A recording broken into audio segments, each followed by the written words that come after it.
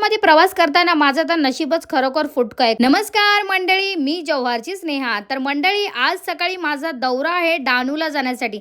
बसमध्ये भेटली माझी मैत्रीण अमिषा. मंडळी, सकाळचाच प्रवास करायला खूप मस्त वाटतं. जास्त गर्दी नसते, झिकझिक जास्त होत नाही.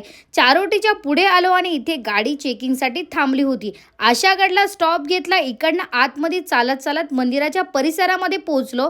मावशींकडे आलो, थोडा वेळ बसलो, देवीसाठी ओटी घेतली आणि ध्रुवीला खेळणी घ्यायची एवढी घाई झाली होती. तिने खेळणी घेतली, मग माझ्यासोबत ती मंदिरात आली.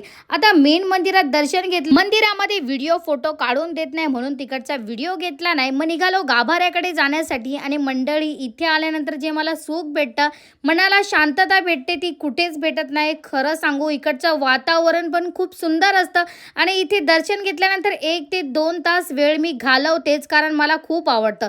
इकडनं निघाली मी महालक्ष्मीला जाण्यासाठी. इथे पोहोचली. इथे पण छान असं माझं दर्शन झालं. मंडळी, इथे आज देवीचा महाप्रसाद होता, खूप सुंदर असा. तर प्रसादामध्ये सर्वात पहिला गोड डिश होती लापसी, भात होता, पुरी होती, मस्त वाटाण्याची आणि बटाट्याची भाजी होती, लोणचं होतं.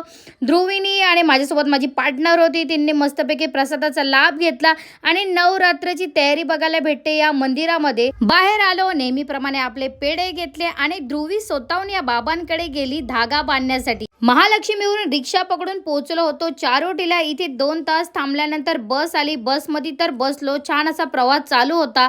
पण तलावलीच्या आसपास आलो आणि इथे बस बिघडली. मग सगळे प्रवासी आम्ही खालती उतर. बसमध्ये प्रवास करताना माझं तर नशीबच खरोखर फुटकं आहे. कधी बस गळकी भेटते तर कधी बस बिघडलेली असते. 1.5 तास थांबल्यानंतर तिथे बस आली. मग फायनली आम्ही पोहोचलो जव्हारला आणि आज आहे मोठा उरूस. चला मंडळी, आजच्यासाठी एवढंच. आता मला पण संध्याकाळी उरसात जायचं आहे. मग भेटू आपण नवीन ब्लॉग्समध्ये. बाय मंडळी.